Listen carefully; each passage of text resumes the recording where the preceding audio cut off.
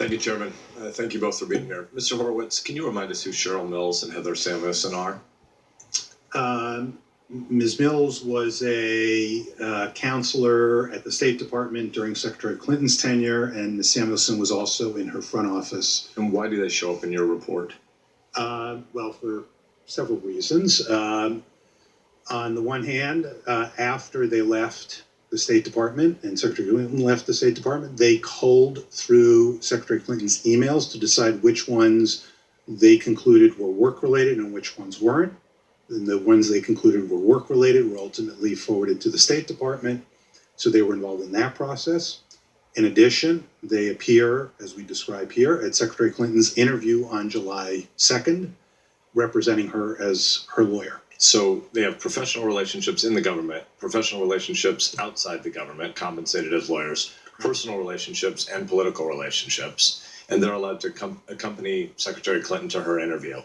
How can that be? Well, we describe in here what the rationale that was given to us. As we lay out here, we think it was inconsistent with normal investigative procedure, and we're concerned about it. Were they ultimately involved in expunging evidence and information that was criminal? They were ultimately involved in instructing individuals to remove, destroy what they had concluded were non-work-related emails. I'll leave it to others to decide what that meant as a legal matter. So were they ever a target of investigation themselves, Ms. Mills or Ms. Samuelson? From our review here, what we were told was that the considered for potential charging decision was Secretary Clinton. As we noted here, actually nobody was listed as a subject of this investigation at any point in time. Can you think of any other investigation that has no subject of the investigation? I think you probably could have a circumstance. I'd leave it to Director Wray, although in this case where it was a focus of some idea of who was the individual or individuals that were involved in the events, that would be surprising. But again, I would defer to the director. Director Wray, can you give me an example of any investigation like this where people who were potentially involved in the destruction of criminal evidence would be allowed to accompany a supposed subject of an investigation but not named target subject of an investigation? Any example anywhere like that? It's hard for me to come up with one. It's my experience, subjects don't usually accompany each other to interviews.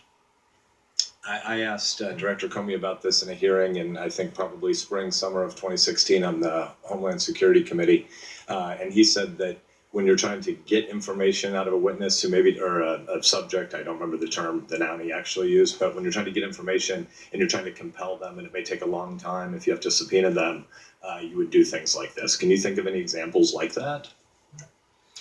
Well, again, I've already testified to my experience. I'm reluctant ever to speak in terms of something never, ever happening, because in my experience, there are very few absolutes in this world, but certainly the norm would be what I described. It's truly bizarre. Mr. Horowitz, can you tell us about President Obama's comments on the investigation of Hillary Clinton's emails in the spring and summer of 2016?